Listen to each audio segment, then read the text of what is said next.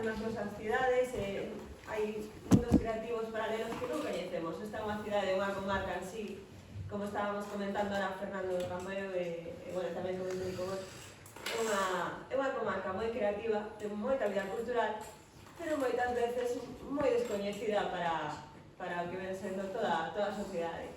E para mí, pois agora mesmo están falando de nomes como Vicky Taibo, eu non te coñecía, pero é un placer coñecer cara.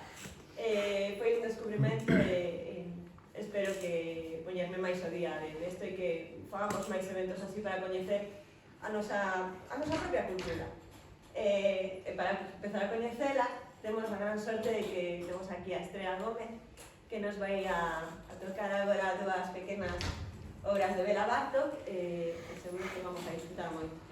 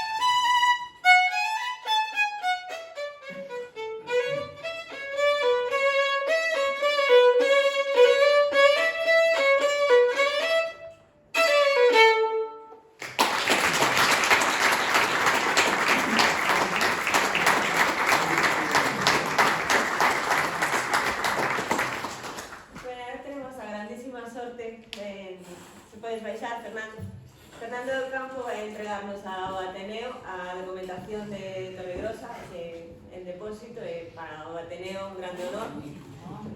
Sai a recibirla o presidente do GIL, Javier Rosuri.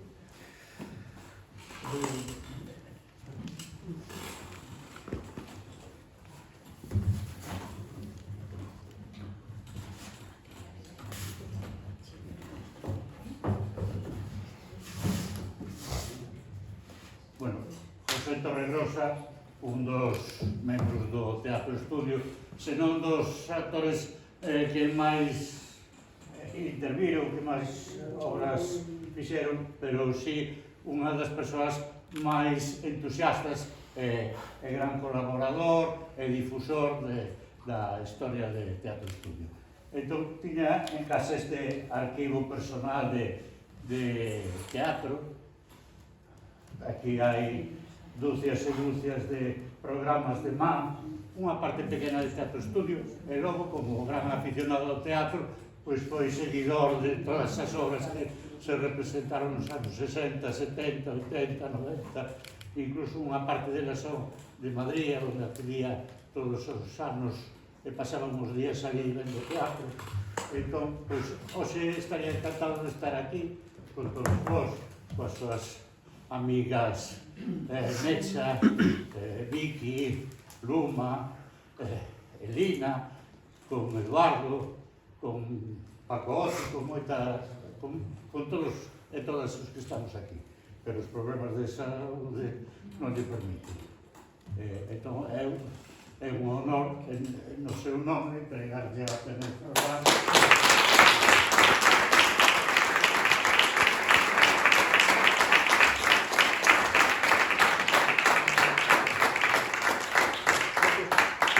Moitos agarimos, é unha honra e un amago ao mesmo tempo, non? Que José Torregoso non poida haber estado aquí, non? Xa nos pasou outra ocasión, intentámoslo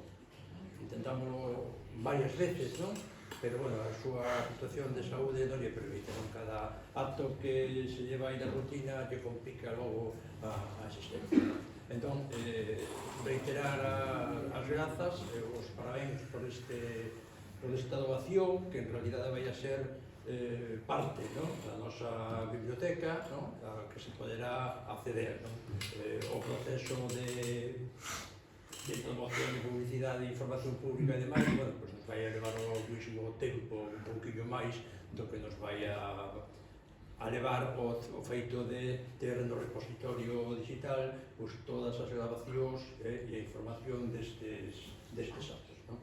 Nada máis, moitas gracias.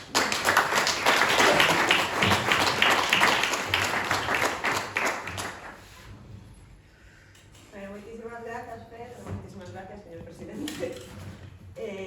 Bueno, ahora vamos para pechar esta semana tan interesante, pues hay un documental que é inédito, temos a grande honra de que é totalmente inédito. Eu intentei buscar información, foi imposible. Bueno, é unha verdadeira sorpresa, pero bueno, para darnos unha pequena introducción, o propio director, o propio escritor do documental, Eduardo Alonso, nos vai a facer un pequeno prólogo para introducirnos a esta pequena obra que a mí me chama moita atención, que estivera rodada en Ferrol. Teño moita curiosidade. Eu tamén. Que vai pasar con isto? Sí, antes de... bueno, hola a todas e a todos. Grazas por estar aquí. Efectivamente, teño curiosidade por saber que vai pasar con este asunto tan especial, porque cada vez se vai engrandecendo máis os proxectos e o proxecto que hai sobre ele. Pero quería antes, porque é unha película, é un mediometraxe que hai que ver de unha maneira especial, e entón quería antes comentar algunhas circunstancias para que a miredes de esa forma especial con que hai que mirala. O primeiro que quero dicir é que está nun proceso, e que agora vamos a ver en un momento dese proceso que vai continuar. Esta película a rodamos no ano 68, no comezo do verán de 1968. Estábamos un grupo de mozos e mozas, acabábamos de estrear con Teatro Estudio nuestro pueblo de Zorzalwiller, no Teatro Jofre. Había sido un éxito impresionante, nos estábamos entusiasmados, estábamos enchidos de necesidades creativas, de decir cousas, de romper cousas. Dados conta que nese ano do 68, en París, os xóvenes da nosa idade estaban levantando os adoquíns para tirarlos contra a policía. Era un momento, e nós que coñecíamos sentíamos un pulso casi similar a ese. Éramos a xeneración do 68. Bueno, en ese mundo, en ese ambiente, eu propoño aos meus colegas, aos meus amigos que estaban comigo, vamos a rodar unha película. Eu tiña iba a decir unha cámara, non. Eu tiña un tomavistas, porque era iso, tomaba vistas nada máis, en 8 milímetros. 8 milímetros é a técnica máis pobre posible que existe, pues era en esa técnica, 8 milímetros. E ademais eran tomavistas, por tanto era de obxectivo fixo, non había posibilidades de cambio de obxectivo, absolutamente de nada. Ademais, non digo por unhas cuestións técnicas e para disculparme dos erros que podan aparecer na película, entonces non había cassette, non existían cassette, bueno, non existían cassette ni fotocopiadoras, por exemplo. entonces se montaban unhos rollos, as cintas se montaban en unhos rollos que con as prisas de rodar, de non sei que, os abrías, metías no chasis da cámara, non sabías canto dese rollo estaba velado por culpa da manipulación. Logo estes rollos se mandaban a Madrid. 3 semanas despois volvían, xa revelados, e entonces te atopabas con que a mitad do rollo estaba velado e a mitad dos planos que habías rodado non valían para nada, non? Este era a fórmula do traballo.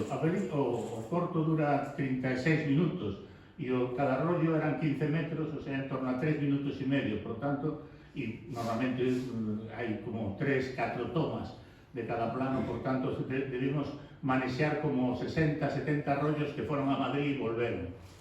Ben, a idea era que esa técnica non permitía que a película tivera diálogo e eu xa o tiña claro en aquel momento e non iba a ter diálogo.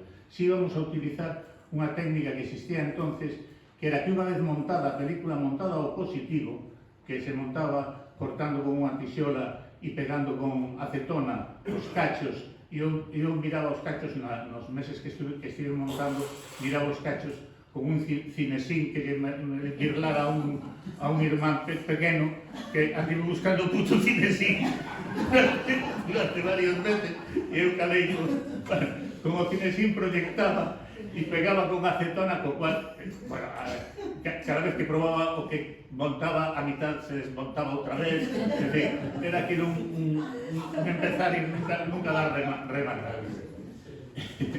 Bueno, de todas formas, despois de rodar a película, logo veredes, e por tanto veredes contra isto. Bueno, unha vez montado, a idea era mandala a Vigo, era en Vigo, lle poñían unha tiriña finiña de cinta magnética e aí se podía gravar non diálogos, pero si unha voz en off e algo de música. Eu tiña pensado, porque no fondo a película narra de alguma maneira un viaxe interior, un viaxe por Ferrol e un viaxe interior, e lle iba moi ben a voz en off, por tanto eu tiña o plan perfecto. Lle poñería unha voz, pero efectivamente, despois de facer a película, ademais en aquel momento seguíamos ensaiando teatro, non estrenamos, en ese ano non estrenamos nada así ao ano seguinte, pero sí, ese verán ensaiamos moitas obras. O recordo perfectamente, estivemos ensaiando a Casa sobre a Auga, estivemos ensaiando a Camí, leíamos a Brecht, porque Alfredo Set se empeñaban que leéramos a Brecht, que non entendíamos demasiado, ni a Brecht ni a Alfredo Set. En fin, que ao cabo de 4 ou 5 meses de montar, aburríme, devolví o cinesín ao meu irmán, que non facía máis que pedilo, e metí os rollos desa película nunha bolsa, me parece que de Claudio, ahora gracias. E aí quedaron 56 anos. E durante 56 anos, eses rollos foron de trasteiro en trasteiro, de sótano en sótano, de almacén en almacén, seguindo a miña vida, Madrid, Galicia, por aquí, por alá, e aí están, en ese rollo, pudríndose, lóxicamente, estropeándose, lóxicamente. E fai moi pouco tempo, meses escasos, e posiblemente ni siquiera un mes e medio, 2 meses, buscando outros papeles, atopei a bolsa con as cintas.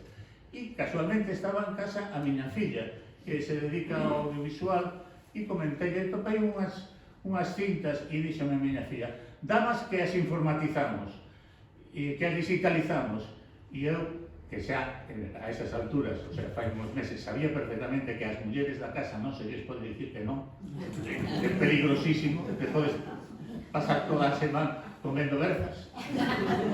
Dinlle as cintas pensando, aquí se acaba a historia destas cintas. As cintas perdense e acabouse esta historia das muletas, pero, efectivamente, ao cabo de poucas semanas me aparecen con as cintas informatizadas, digitalizadas, vamos, en unha digitalización bastante potente, e eu, por fin, vexo todo o material. E doume conta de que, efectivamente, está bastante montado. Hai bastante, que realmente se necesita pouco esforzo para rematar de montar o que está montado. E ademais, vendo esas cintas despois de 56 anos, empezo a recordar esos momentos, esos días, esa xente, moita da cual xa non está con nós. E o sentido que tiñamos, o espírito que tiñamos, como era Ferrol en aquel momento. E entonces, yo comento a Oti que estaba empezando a escribir, xa metido en este libro, e Oti ten a maldita idea de decirme, eso hai que estrenar, eso hai que ponerlo con esto. E digo, no, porque esto hai que montarlo, hai que revisarlo, hai que retocarlo, que está todo cinta bella. No, pues eso tienes que arreglarlo e estrenamos. E póñome ao traballo porque a Oti estaba metido sacando a Teatro Estudio toda a documentación e eu non iba a colaborar con iso, tiña que colaborar. Entonces me poño a montar. E o montase que ides ver vai ser para aquí, porque hai planos que eu quitarei nun montase posterior, porque cinematográficamente non son moi doados, pero aquí os quero que os vexades porque pola xente que aparece na película, para que se vexe a xente que aparece na película. Bueno, entonces fixemos un montase, fixemos unha pequena limpeza para que se vexa algo a película, pero non demasiada, que se fará máis adiante unha recuperación fotograma a fotograma. Ahora non a fixemos porque tamén me apetecía que vexades como está un pouco limpa para que se vexa, pero nada máis, casi sin tocar, para que vexades como estaba Ferrol naquela época, como está a película. E montando a película fun recordando un pouco os textos, as ideas que eu tiña para a voz en off, e as escribín agora novamente, excepto un cacho moi pequeno que o conta perfectamente a película, que estaba escrito xa en ton, para que pensedes como donde andábamos nos aspectos creativos. E xa para rematar, direivos que decidimos, bueno, e ademais vamos a estar na punta de lanza da tecnoloxía máis moderna, modernísima, tamén con esta película. E entonces a música, que non vai ser a que agora escoitaredes, porque espero que Fernando, meu irmán, que é compositor, lle faga unha música, el aparece na película sin dentes, es decir, con 6 anos, e agora ten 60 e tantos. Ben, pois a música está feita por unha inteligencia artificial, es decir, a tecnoloxía máis punta. E vou comentar unha cousa para que os saibades. O que pensades todos vos da inteligencia artificial, tedes razón. A inteligencia artificial é moi artificial e pouco inteligencia.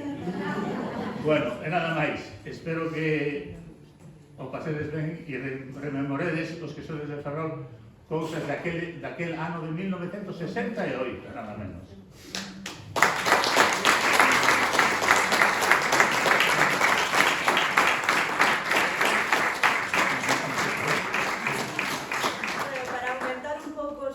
A curiosidade, primeiro estrela nos vai a tocar unha sonatina número 5 de Jean Martinot e logo xa saímos de curiosidade.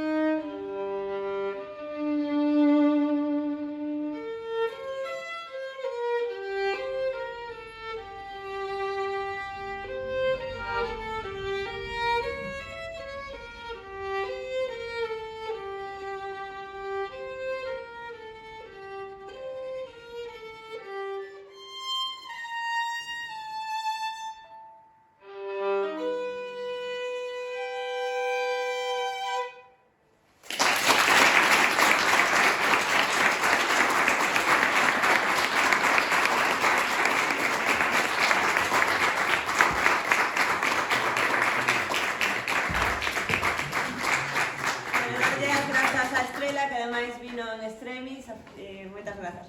Hai moito talento na comarca. E agora sí, imos a ver a película e logo teremos un pequeno coloquio, así que se tedes algunha dúbida ou algo, xa sabedes, logo podemos falar.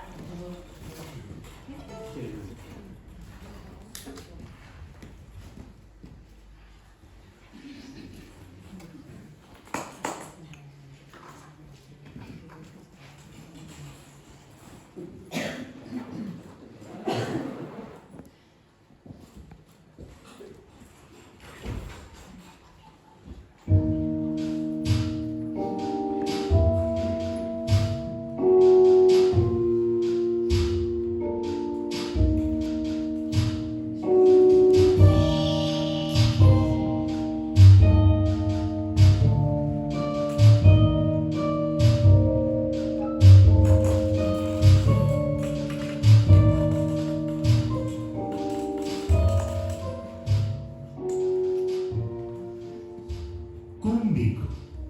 Queríamos que a nosa película comezara como rematan todas, cun bico entre os protagonistas. E concibimos esa trama, non moi lonxe da realidade, dunha compañía de teatro ensaiando unha escena. Unha escena dun bico entre os protagonistas. Coidabamos que era unha idea brillante. Corría o verán de 1968. Conformábamos esa compañía eu mesmo, Eduardo Alonso, Pilar Benítez, co seu aire de existencialista francesa, Carlos Arrotave e Lola Rovira, os protagonistas da escena. Languidecendo nunha beira do escenario está Amadeo Torrente, nun espazo mítico e que era como a nosa casa teatral e no que pasábamos moitas horas do día. O salón de actos do Instituto Masculino de Ferrol, Concepción Arenal. Canto traballamos nese espazo. E, comendo con desgana un bocadillo, ali tamén estaba Elina Luaces. Todo primorosamente disposto. E rompe polo patio de butacas o director, Xaquín Lens, errando instruccións. Non é así, non pode ser así. Falta intensidade, falta paixón, falta de todo, garra forte, como se che fora a vida niso, comprendes? Venga, vamos a repetir, pero con intensidade, con moita intensidade, queda claro? Venga, a ver, vale, sí, bueno, algo millor, sí, bueno, por aí. Amadeo segue a languidecer sin importarle moito a escena, canso de tanta repetición. É que se non hai paixón non hai nada. A escena esmorece. Queda claro, esmorece totalmente. Remata o ensaio e a compañía sai do lugar. O director entretense dándolle a Lola as últimas instruccións. Camiñan en grupo pola avenida Compostela. As muletas é o título que lle puximos á película. Título dun breve poema de Bertolt Brecht. Naqueles momentos, despois de pasar polos existencialistas franceses, estábamos descubrindo ao grande dramaturgo alemán de entreguerras. Nai Coraxe, Galileo Galilei, a boa persoa de Szechuan, a ópera de Tres Reás, eran as nosas lecturas do momento, incitados por Alfredo Seco, director de Teatro Estudio. Para mí, impresionoume especialmente ese breve poema. De algún xeito, a película está inspirado nel. O director despídese e colle, xa xo, a rúa Roy Sordo. Caminando no ensaio. No fondo, empeza a estar algo farto da súa vida. Sempre a mesma rutina, sempre a mesma xente e os mesmos problemas. De certo, non sabe o que fará ao longo do día. Deambular pola cidade, como sempre. Ali, alguén lle pregunta pola hora. Ten hora? Si teño, responde. Pero segue o seu camiño sin darlle. Non é cuestión de dar nada. O guión e a dirección foron, claro está, minas. O cámara está Xaquín Correa, algunhas veces sustituído por eu mesmo. O director enfila a Alameda e entra na cafetería situada no centro da mesa. Tomará algo, se cadra un café. A cafetería está chea de xente. Busca un sitio na barra e toma asento. Sempre se atopa moi ben nos bares. Síntese como na súa casa, no suposto de que tivese casa, porque vive nunha pensión. Claramente os bares son a súa casa, e as xentes que os habitan, as súas xentes. Que desexa?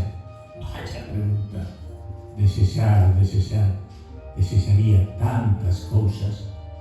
Vivo nun estado de tal necesidade que podería pasar horas enunciando os meus desexos. Por exemplo, desexaría que esa muller, esa descoñecida, me mirara e sonrira, pero non o fará. Ou si, que nova e fermosa é. Por que sinto esta sensación tan desacougante cando observo a beleza? Ás veces, ante a fermosura, atópome incómodo. Sinto como unha certa necesidade de destruíla, de impedirlle que exista. Oigo que no meu interior comprendo moi ben a eses tolos que entran nun museo e botan un frasco de pintura sobre unha grande obra. Ou aqueles outros que interrompen e vociferan ante unha representación teatral. A beleza é un insulto, un aceno agresivo e intolerable para os infelices. Neste caso, solamente mancharei o café o branco impoluto do seu vestido. E ela miroume e entendeu-me todo. Daquela, inviteira a bailar. Durante 7 anos non pude dar un paso. Cando fui ao médico preguntou: por que levas muletas? Porque estou tollento, respondí.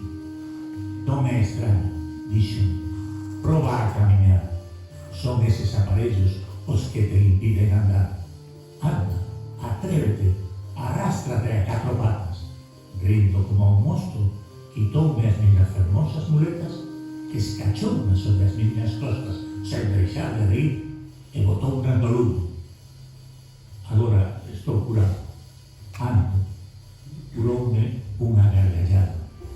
Tan só as veces, cando vexo paus, camiño algo peor por algunas horas. Que ganas de escapar, de sair de aquí. Ás veces, a vida faite estas xogadas. Eu aquí, bailando cunha fermosísima muller, e pola contra, síntome agoniado, sen acougo, como se me faltara o aire, como se me faltara a vida. Por que sentirei esta necesidade de fuxir? Non é de fuxir, é de desaparecer, de non estar, de ir a algures, non sei, de ir ao mar, sí, ao mar, co seu son acompasado, ao mar, co seu arrecendo, sentindo o ruido da area cando a pisas. Vivo o mar como vive Ferrol, é esencial en min, abrázame, está por toda a miña contorna, e eu, pola contra, case sempre miro para outro lado, estendo un muro infranqueable ante él. Está aí, sempre presente, infatigable, eterno, pero eu fago o meu despistado. Mas, algunas veces, case sen querer, atópome con él. Daquela, volve surgir o amor incuestionable, a necesidade vital e profunda da súa existencia. O mar é, a min e a Ferrol, como o ceo ao universo, unha presencia constantemente envolvente, amable e misteriosa a vez. E, desbordando toda a felicidade posible, xogamos a correr, a perseguirnos, a facer unha inmensa praza de touros no areal inconmensurable de Valdoviño. Unha falsa felicidade asolagábanos na súa trampa mortal de engano e tolemia. Non te deixes enganar. Non é posible. A felicidade non é posible porque non existe. Mas eu resistíame, como non, unha fermosa muller, a solidade inmensa do real e do mar, neste momento tranquilo, sosegado, con esa calma que soamente o mar é capaz de artellar. Como non vou atopar a felicidade? Onde se agocha? Atopareina como sexa, e o mar será testemunha do meu empeño. Tiña que bicala, tiña que abrir esa porta dunha vez por todas. Seguro que detrás dela estarían os seguintes tránsitos da miña vida, da miña existencia. A porta á felicidade. Pero ante mí tamén estaba o mar. O mar poderoso, atraínte, como canto de serea, como campa de parroquia, chamando insistentemente por mí. Non o podía evitar. Era unha atracción poderosa, un reclamo inexcusable. Sí, alabou todo, absolutamente todo teo por fin atoparei a felicidade, por fin fundireime nun abrazo eterno e profundo coa inmensidade do mar. Xa non existo, son somente mar inmenso, mar eterno, mar.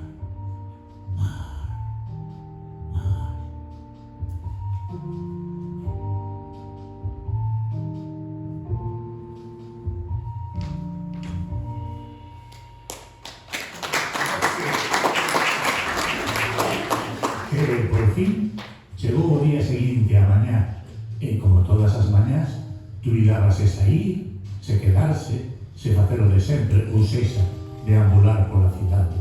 Pero fixo o previsto, responder á imperiosa chamada das rúas e praciñas da cidade bella. Ferrol estendíase ante el como a manta dun tratante de obxectos inservibles e roubados. As fachadas desmuchadas, as rúas tortuosas e cheas de pedras e baldosas rotas facían que o tránsito fora incómodo e desigual, pero prestáballe moito. El tamén se sentía inservible e desbouchado como un can sen dono ou como unha bella e esquecida cidade atlántica. Pero, a pesar de todo, estaba viva e palpitante, chea de sorchiños, rapazas novas e raparigas e raparigos xogando nas súas rúas. A cidade bella era, a pesar de todo, un palbordo de vida e felicidade. Sí, a cidade, un día calquera do verán de 1968, parecía, vista desde hoxe, que estaba de festa.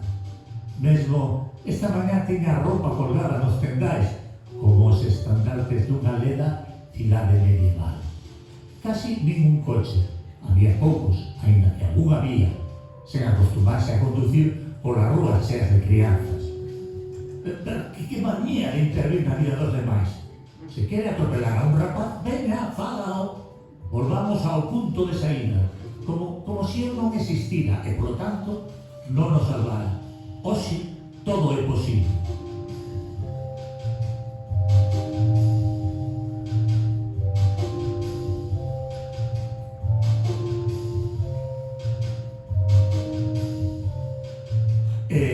Colleu o autobús para ir á Malata. Nesta secuencia do autobús contamos coa estimable colaboración de Loló Linos, acompañada da súa sobriniña. A especial relación entre as dúas facilitounos moitísimo unha secuencia que podería terse complicada. Sempre que te acomodas nun espazo público, pero pequeno, hai alguén que ocupa todo. Apodérase de toda a súa totalidade e obriga aos demais a situarse nun currunche invisible, con esa nai coa súa filla, ou esa tía coa súa sobrinha, ou esa avoa coa súa neta. Non fan máis que amolar, que si canto falta, que si xa chegamos, que si quero baixar, que si teño pis. Como podería librarme delas? Como? Pois se non podemos baixar aínda, contame un conto como aquel dos tres cerdiños que perderon as casas, porque o lobo eche moito lobo. Ese conto, anda, contame ese conto. Dios, líbrame deste tormento dunha vez por todas. Tamén podes contarme o da princesa que dormía e o príncipe ericona e despertou. Por que despertou?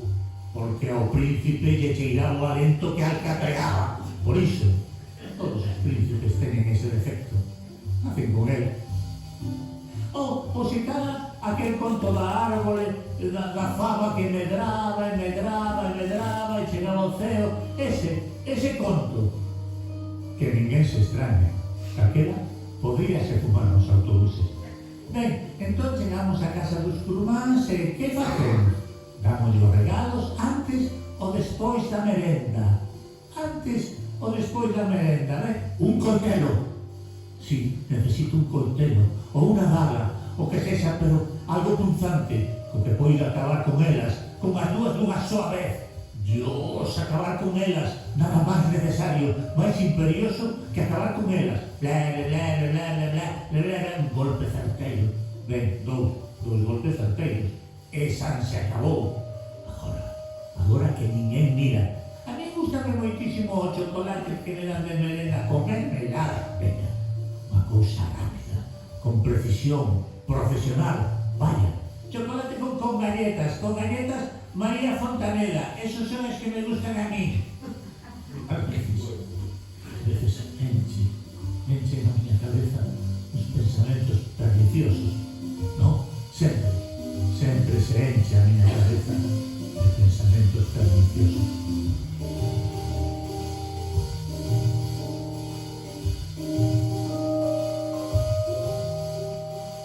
Baixa do autobús na parada da Malata, deixando atrás os malos pensamentos.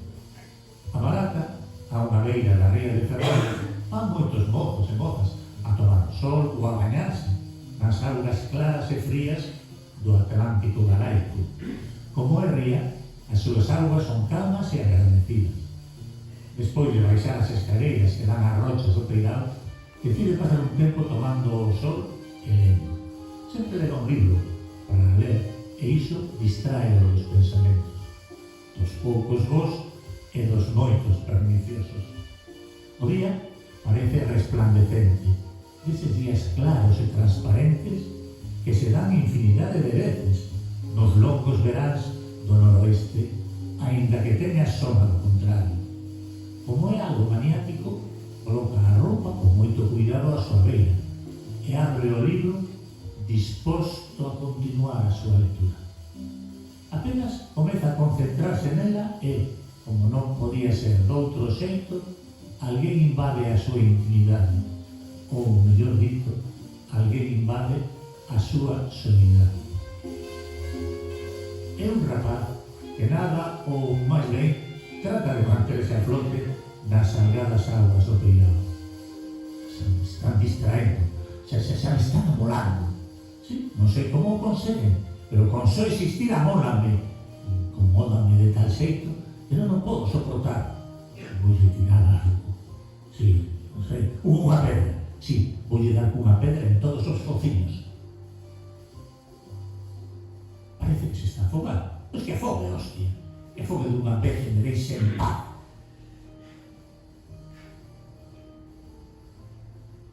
Que pasa? Un rapaz que afoga e os seus compañeiros tiveron o mal gusto de socorrerlo. E non vai facer nada. Sí, vou continuar coa miña lectura e celebrar este acontecemento emborrachándome. Efectivamente, a caída da tarde ían todos e todas a casa de algún deles para beber, bailar, falar, discutir e beber. Tiñan unha necesidade moi especial de romper moldes, de traspasar fronteiras, de saltar liñas rosas. Hai que ter en conta que todos habían nacido en pleno franquismo, andaban por os 20 ou 20 e poucos anos. O único que coñeceran as súas vidas era a sociedade franquista, represora e papamisas. E non é que sentiran a represión, senón que esta formaba parte do seu ADN, do seu xeito de ser, da súa idiosincrasia, sen que se deran de conta. Por iso, tamén sentían esa necesidade de rachar con non se sabe que, seguramente con todo, e revolvíanse desesperadamente como gatos escaldados, precipitándose constantemente contra as súas propias contradiccións. Normalmente, comezaban comentando as incidencias do ensayo ou da obra que estaban preparando, ou que había pouco que estrearan. Uns meses antes deste verán, tiñan estreado no Teatro Joffre un grande éxito, Nuestro Pueblo, de Thornton Wilder. Divertíalles moito lembrar as anécdotas daquela estrela. E tamén, nestas xuntanzas diarias, facían improvisacións, pero estas improvisacións sempre versaban sobre os poderes que eles coidábamos atenzaban. A Iglesia, o poder político, simbolizado nun rei, e o poder da forza, simbolizado nun militar. Irmás, arrepentirvos dos vosos pecados, facede dolor de contrición, eu vos bendicirei para que vos salvedes da vida eterna.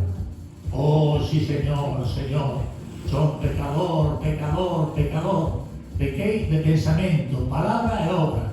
Señor, sálvame, son pecador. Este que viene, son o rei, o voso rei, facédelle a correspondente homenaxe, picade o pico da miña cama. E para esta longa secuencia da festa na casa, incorporouse tamén o director de Teatro Estudio, Alfredo Rosé. Con que o noso rei, agora verás, vestireime co uniforme doado, mudarei de rol, eu agora serei o general, o grande, moi temido, generalísimo dos exércitos todos. Tremede, inimigos da miña causa, tremede, reis, impostores e cobardes, eu, o generalísimo, impoñerei a miña vontade e acabarei co caos e as revoltas, acabarei coas monarquías débiles e corruptas. Vaya pinta. Toda a nación, como un só home, se disporá a cumprir fielmente coa súa obriga de respecto e obediencia cega. Está claro, marica de merda? Está claro, nenaza do carallo? Sei que marica ou nenaza son palabras que agora non son moi adecuadas, pero daquela falábamos así. E poñerei por riba de todo a miña santa vontade. Claro que sí. Atendedeme todos. Vamos a ver. Quero construir un exército de homes fortes, un exército poderoso, que non se amedrente ante nada e ante ninguén, capaz de chegar ata as últimas consecuencias. Non quero dúbidas nin debilidades, quero respecto, armonía e disciplina, moita disciplina, unha disciplina cega, unha fe sólida e imponente como unha montaña de rocha imperecedora. E así, juntando todas as nosas vontades, acabar con esta monarquía inútil e infantil que solamente sabe pedir e chorar como un bebé sen chupete. Cortarlle a cabeza, e se o que hai que facer con él, cortarlle a cabeza e poñela a secar nunha pica, para escarmento de monarcas actuais e aviso a monarcas vindeiros. Os nosos días son chegados, faremos a Santa Cruzada da Revolución Permanente. Seremos os sustos que a Biblia prometeu e crearemos un país, unha nación liberada de venenos e serpes, unha nación poderosa e dona do seu destino. Pero tamén falaban deles, do que farían coas súas vidas. Todos e todas querían fuxir de Ferrol, ir a outro lugar que se ofrecera máis posibilidades de diversificar as súas opcións, as súas vidas. Alguns querían seguir facendo teatro, pero en réxime profesional. Outros, e sobre todo outras, querían comezar as súas carreiras universitarias e, case todos, nos atoparíamos en poucos anos instalados definitivamente en Madrid. Aquela se falaba moito de ir a Madrid. Dicíase, dar o salto mortal a Madrid. E, efectivamente, outono seguinte, Alfredo Set marchou para sempre a Madrid como axudante de dirección de Miguel Nava, daquela director do Teatro Español. Xaquín Lés xa estaba ali estudiando a súa carreira. Pronto se lles incorporou Lola Gavira para estudiar políticas. Despois iría Amadeo Torrente e, por último, chegaría eu á capital despois de pasar un par de anos máis en Ferrol curtíndome como director de teatro e cumprindo o prometido, rematar a carreira de Enxeñería Técnica Naval, como así aconteceu. A vida ten a súa propia escritura e non renuncia a ela. Tamén debatíamos que obra íamos montar próximamente, xa supostamente baixo a miña dirección. Aquel verán ensaiamos varias, pero non conseguimos estrear ninguna. Quen teme Virginia Woolf, de Baralí, A casa sobre o agua, de Hugo Betti, O malentendido, de Albert Camus, O NAC e como conseguido, de Ángel Coe. Eu andaba moi ocupado traballando sobre dous temas. Unha versión de Hamlet de William Shakespeare que, lembro moi ben, comezaba co lamento dos fantasmas sobre o protagonista. Hamlet, que sombras de tristeza te comen sempre. E na redacción dunha das miñas primeiras pezas de teatro, na que tivo especial incidencia Alfredo Set e, en definitiva, todo o grupo. Nestas xuntanzas falábase moito, bebíase moito, fumábase moito, pero estas duas últimas eran as únicas drogas utilizadas. Ninguna outra droga percorreu as nosas elucubracións. E non era porque estiveramos avisados, era simplemente porque, curiosamente, non nos chamaban a atención. Chegábanos o alcohol e o trabajo.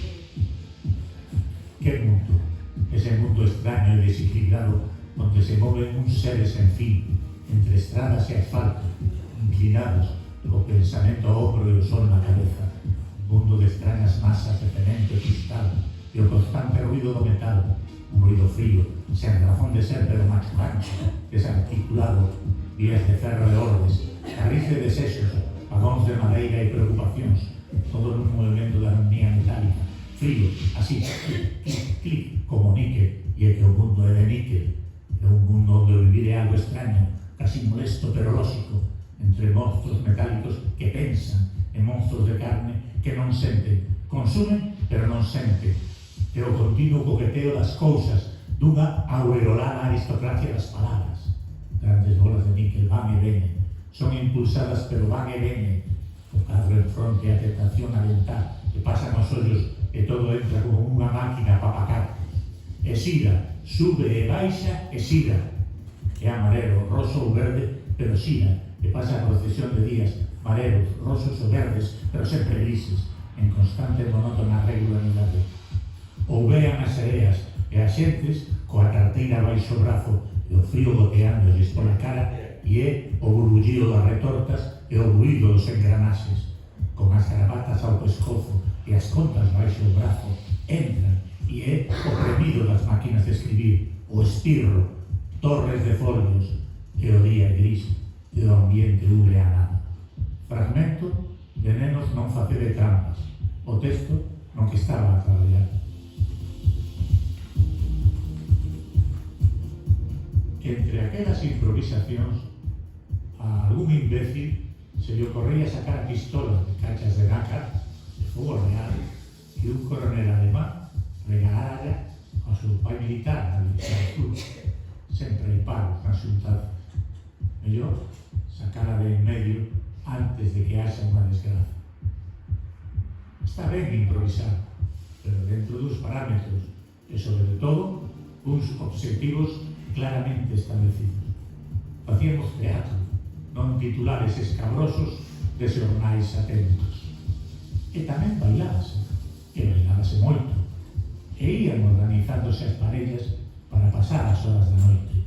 Parellas improvisadas, un día con un, outro día con outra, e, en definitiva, todos con todas.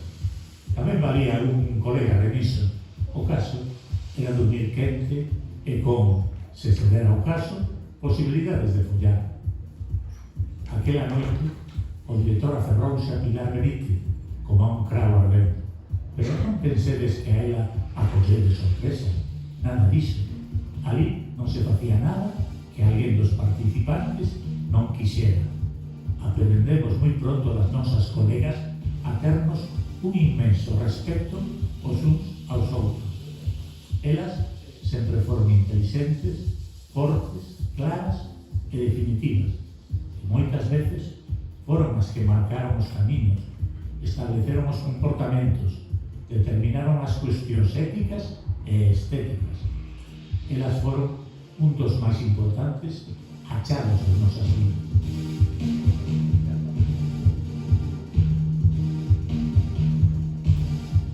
Caixa a noite e todos e todas caen rendidos e algo bebedos. Agora toca dormir, descansar, e non hai mellor xeito de descansar que a carón dun compañeiro ou compañeira que sinte, estando no mundo, o mesmo que a ti, que non te vai abandonar no medio da noite, nin facer ao día seguinte como si nada houbera pasado. Claro que algo ten pasado, nada menos que un anaco de vida duns mozos e mozas que querían transformarlo todo, pero non sabían como.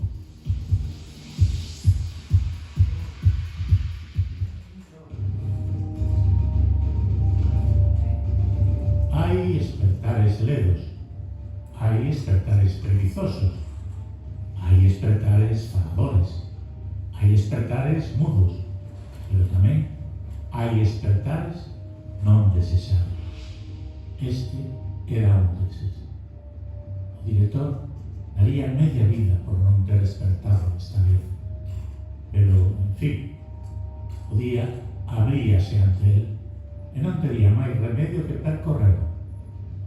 Moitas veces, por non dicir casi todas, erguíase no comezo do día coa sensación de non ter feito absolutamente nada no día anterior, como se a data fora borrada do libro da súa vida, como se se tivera dedicado a perder clamorosamente o tempo.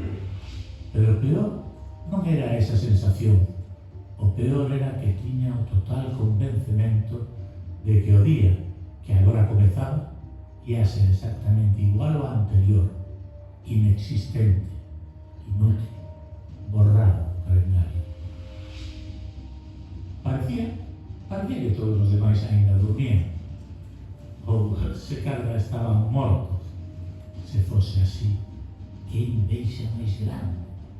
Descansar para sempre este valeiro suízo, este valeiro existencial, embotándolle un gorro de agua a corda. A súa placidez é exultante, provocadora. Seguro que no fondo dos seus sonos non hai nada. A paralización metafísica do tempo, o instante mesmo da eternidade. En fin, alá imos a enfrontarnos coa nada máis absoluta, coa máis imperturbable realidade. E o director baixa, o paso tranquilo e decidido, pola rúa rubalcaba de Ferrol para cometer un día máis o seu descolorido existir.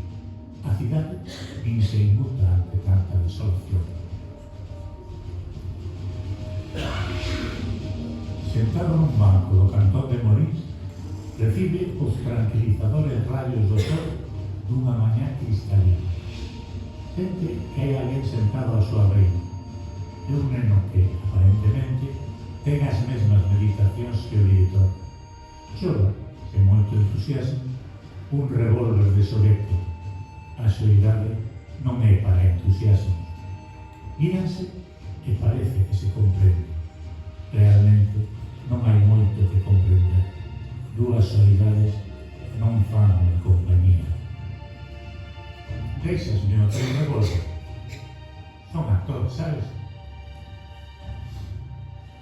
Podo xogar contigo a interpretar diferentes e variadas mortes. Xa verás. Primeiro, a morte dun paseante. Veña, dispara de novo. A morte dun rebelde. que o neno se divirte coas aparatosas mortes do director. Agora, a morte dun vaqueiro nun duelo a morte, claro está. O neno pasa a morte, agora a morte dun gáster, venga, que dolor máis grande.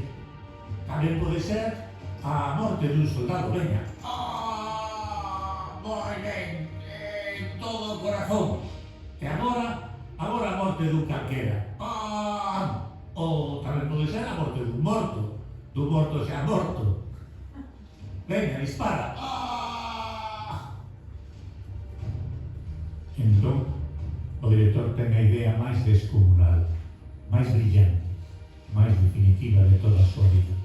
Lembra que no peto do pantalón leva a pistola de fogo real regalada por o coronel. Colla e ofrece ao neno. Con esta, verás que ben o fago. O neno encantado apunta e dispara.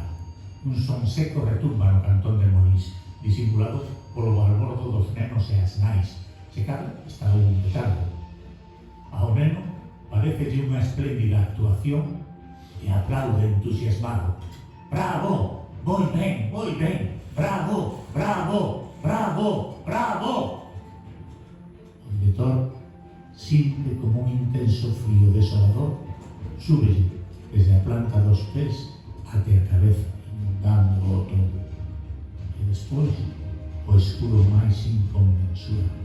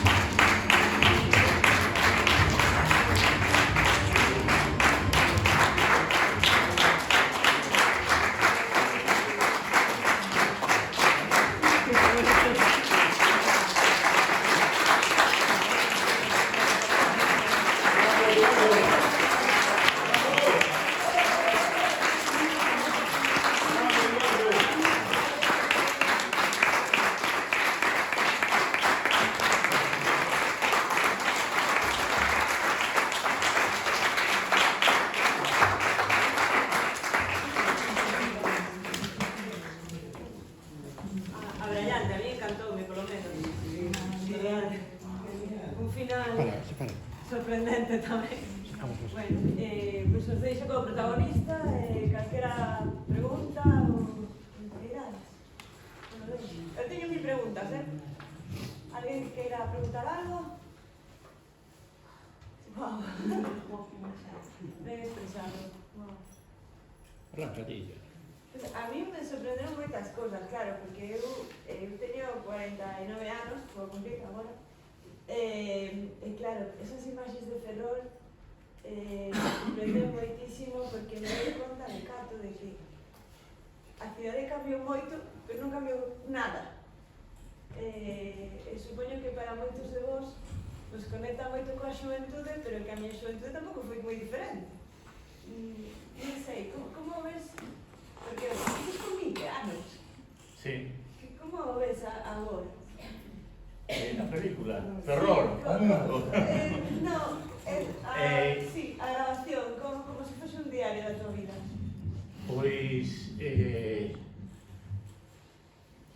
é complicado explicarlo porque a min foi unha putada que me fixeran preparar sacar a película e vela, pero xa cando vin o material a primeira vez que o vin digitalizado, me pareceu que era un traballo moi interesante e que reflectía moi ben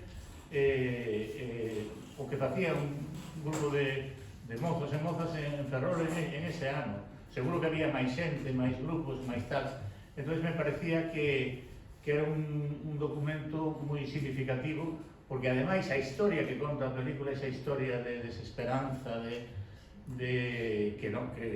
que realmente non posou así, logo non seguimos traballando, pero sí ese sentido existencialista, un pouco el lado dos existencialistas, e que en ese momento estábamos transformando pero nos atopábamos rodeados de un muro infranqueable porque pensábamos que aquilo, esa represión y esa mentalidade represiva que existía iba a ser sempre así. Nos pensábamos que eso o mundo era así e nos queríamos cambiarlo, estábamos desesperados porque non conseguíamos, nin sabíamos como, nin veíamos os sitios por onde escapar.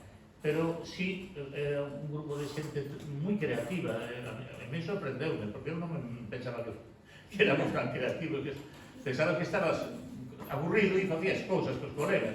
Este era o que pensaba, facías teatro, facías tal, pero de repente ves que, o sea, empezo a mirar a película e teño apuntado as obras que ensayamos en ese verano, ensayamos 4 ou 5 obras, o sea, facíamos cousas constantemente, sin parar, ¿no? Entonces, a mí eso sorprendeume tamén moito de como éramos.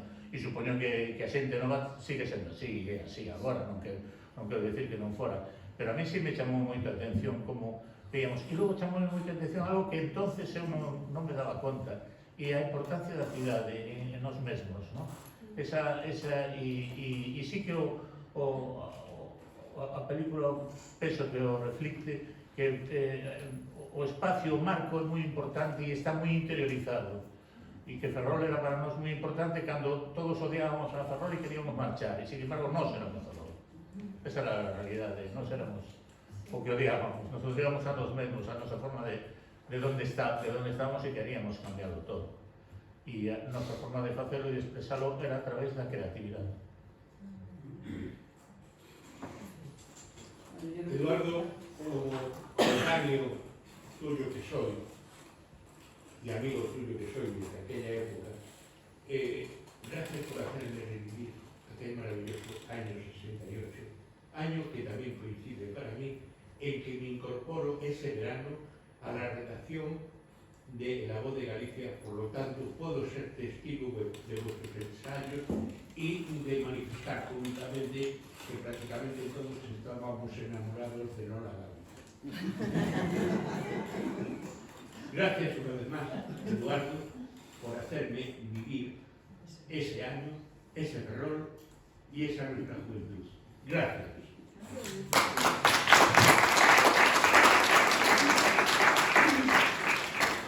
Quería decir una cosa que es me ha gustado muchísimo la película y creo que refleja perfectamente aquella época.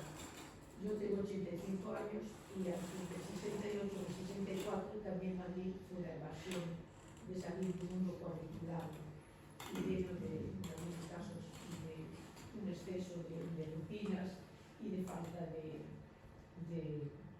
perspectivas en el plano intelectual, cosa que representó para mí mucho el Instituto de Enseñanza con el teatro y las grandes conferencias que se organizaban en Ferrol. Y bueno, esto es una realidad y son un testimonio de esa época, en ese sentido. Esa evasión que no sabía lo que buscabas, pero que Ferrol, a pesar de quererlo muchísimo y de gustarnos, porque había de agradable, precisamente por sus contactos humanos interesantes y culturales, pues era una vía de escape, y ese fue también mi solución. Madrid como símbolo de Sí, había otra realidad. Había que escapar y Madrid era a donde había que escapar.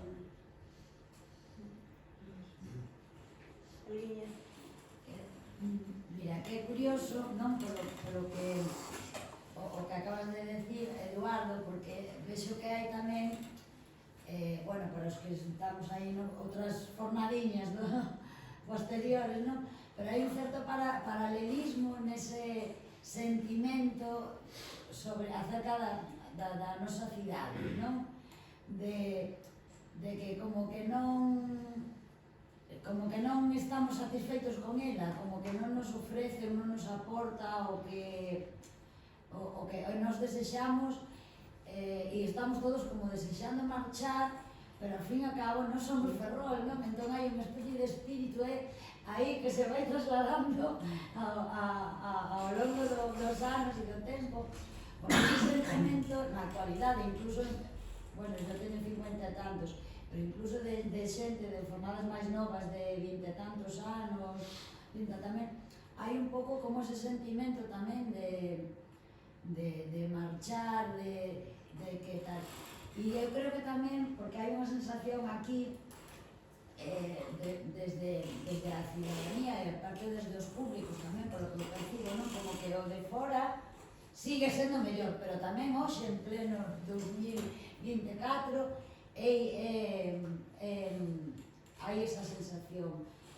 Entón, eu quero erguer unha lanza en favor de toda a xente que sodes parte desa creación das bases dos alicerces do que é o teatro profesional actual. Síntome super orgullosa de que parte deses alicerces naceran aquí, nesta cidade, non que din que non vale, que non hai, que non tal, si hai, e sigue habendo. Entón, é un xeito, creo que tamén é importante de poñer en valor o que hai, o que temos aquí, que hai e moito. E que é unha cidade, a pesar de ser unha cidade deprimida polas circunstancias económicas, tal cual, é unha cidade que é un fervello de actividade cultural desde a nivel profesional e a nivel amador, e non só nas artes escénicas, en moitas disciplinas artísticas. Entón eu, gracias por colaborar, por estar aí e sentar esas bases, e gracias aos que están agora e as que están agora facendo cousas tamén, porque Ferrol, bueno.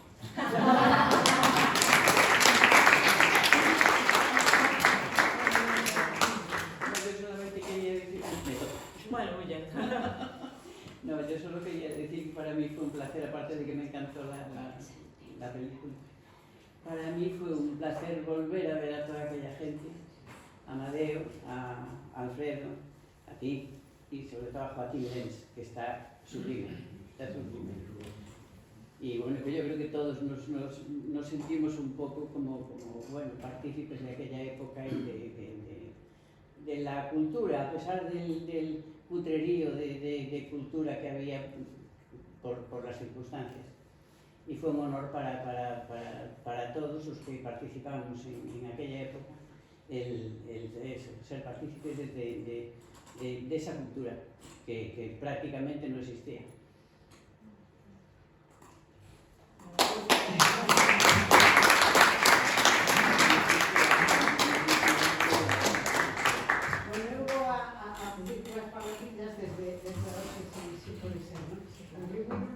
Felicitar a OTI polo traballo, pola insistencia tamén en que esa película poidera estrearse nestas xornadas de facer unha homenaxe ao Teatro Estudio, porque nos deu a oportunidade de analizar varias cousas. Primeiro, poñerlle imaxe do tempo que sucede aos diversos personaxes, actores, aos que conformaxedes o que foi o Teatro Estudio.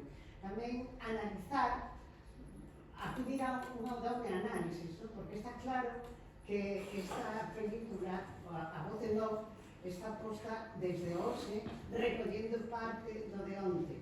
E entonces notas un lenguaxe que está mesturado. Por unha parte, por decir algo, unha tontería que vou decir, respecta a forma de pensar de hoxe, por outra parte, cando fala das mulleres molestando cos negros, mantén a linguaxe de hoxe. É dicir que hai un xogo para mí verdadeiramente interesante. Entón, eu penso que esta película este como este e ainda se pode mellorar, pero para mí o texto no, gana moito a película. Me gustaría escoitar o que tiña desprevisto, si que tiña desprevisto algún, se fora posible creado, porque sería tamén un complemento máis. Pero este, a verdade que parabéns por todo o resultado que lle pon este broche final que lle pon a estas xornadas e como decía ella, pois a cultura en Ferrol pois se ten demostrado nesta Teatro Estudio que estuvo sempre presente, a pesar de que o dixen non sei onde, porque falei estes días en varios sitios, non podían estar todas as jornadas, pero a pesar de que sempre destacara o tema, digamos, que político sindical polas circunstancias da cidade. Pero a cultura estivo aí como meollo que sustentaba todo, non? Que está, parabéns, por lo tanto, afortunadamente.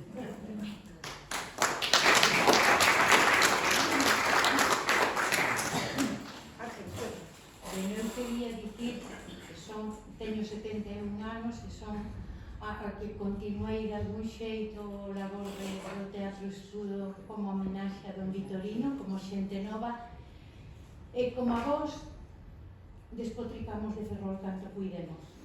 É dicir, nos parecía Ferrol unha cidade clasista, eu pertencía ao mundo obreiro porque meu pai era da Eterna Bazán, paseábamos por aquel tontódromo da Rúa Real pensando, ai, que lindas e que guapas van as nenas dos militares. É dicir, eso quedou moi longe.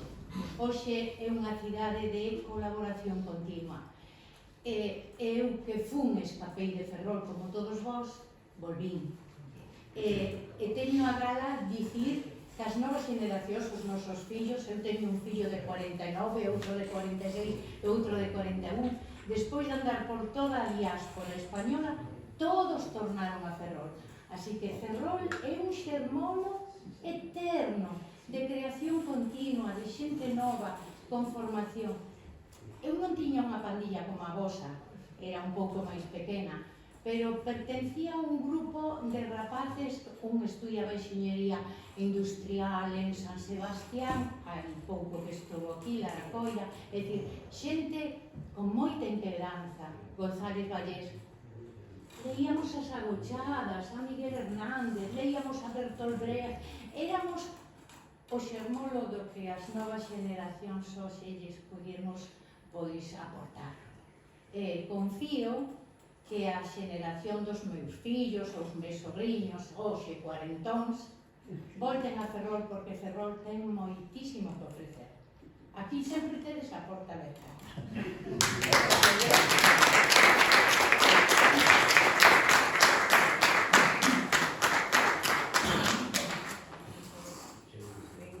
Perdón, quería decir que aunque yo dice que a mí es casi un escape, que desde luego que retorné, por supuesto, ya estaba de vuelta en Galicia, en Coruña, pero sigo amando a Ferrol. Ferrol es algo especial y su espíritu se mantiene. No sé, mucho tenía estado de decir ahora, y un aplauso para Ferrol.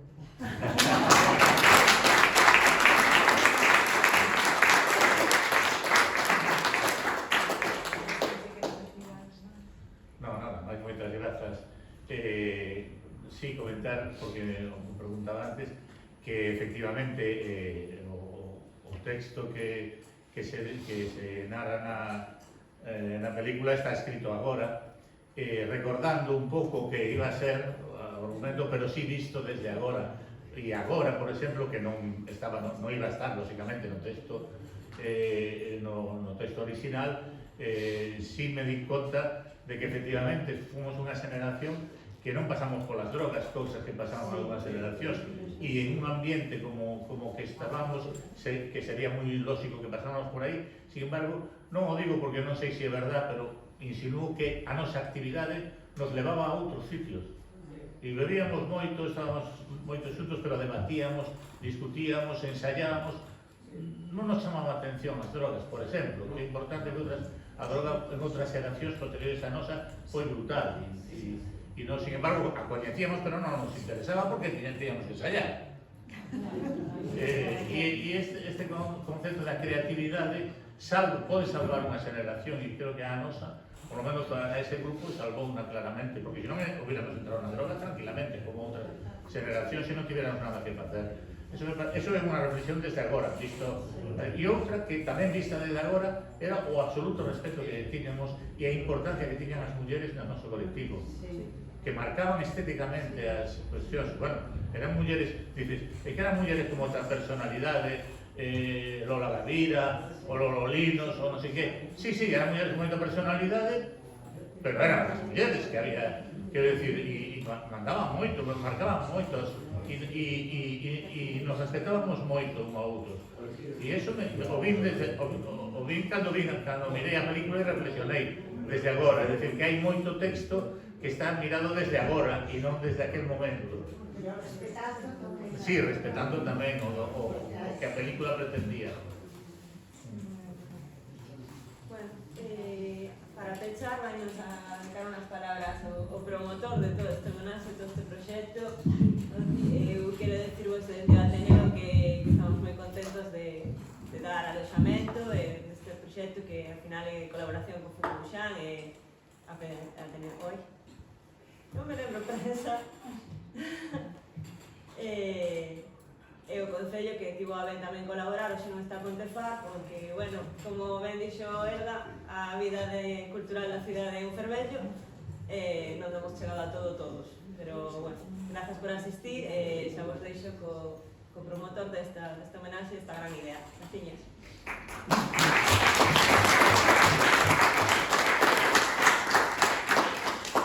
Bueno, eu creo que me vou a levantar, que estou un pouco máis cómodo. Sí. Na tua casa. Cando, e vou pasar no micro tamén, cando un se mete nestos fregados, aínda que teñamos experiencia, nunca sabe moi ben como van a rematar. Eu, hoxe, despois de ver a peli, entendo porque Eduardo non me permitira ata hoxe ver ninguna imaxe da peli. Sorprendeume a peli, sorprendeume a interpretación, as actrices, os actores, o trasfondo que hai detrás de unha peli que, por poñerlle algún símil, podría ser daquelas películas de arte e ensayo que íbamos a ver a Destonac cando éramos socios do cineclube de Ferrol, non? Emocionoume, non sei se se nota moito porque eu procuro poñer así un escudo, pero emocionoume a película de Eduardo, emocionoume que sexa Ferrol, como en outros lugares de Galicia, o que pasa que está ainda por descubrir toda a nosa historia teatral, existira o grupo Teatro Estudio. Eu algo intuía cando me puxen a investigar un pouquiño sobre o traballo.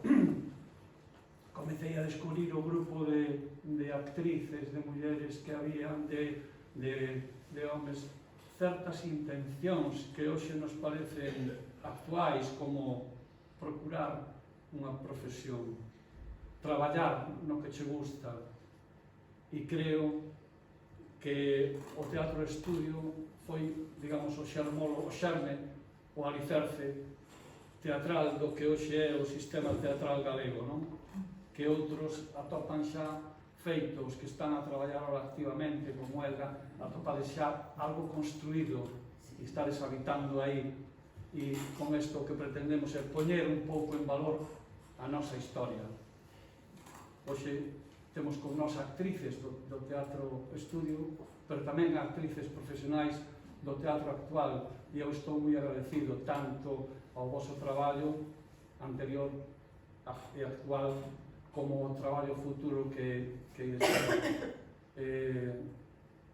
como xa se falaron de todos os temas durante toda a semana, que foi moi ricaz, ademais, que apareceron moitas cousas, descubrironnos outros mundos e outras maneiras de ver e de entender o teatro, e non teño máis que palabras de agradecemento para todos, para o Club de Prensa, o Ateneo, o Fukubuxan e o Concello, que creeron que isto podría ser unha boa homenaxe ao teatro e ao Teatro Estudio en concreto. A todos e a todas, moitísimas grazas. Síntome moi satisfeito polo teatro de Eduardo. Sí, mereceu a pena que che fixera esa putada de...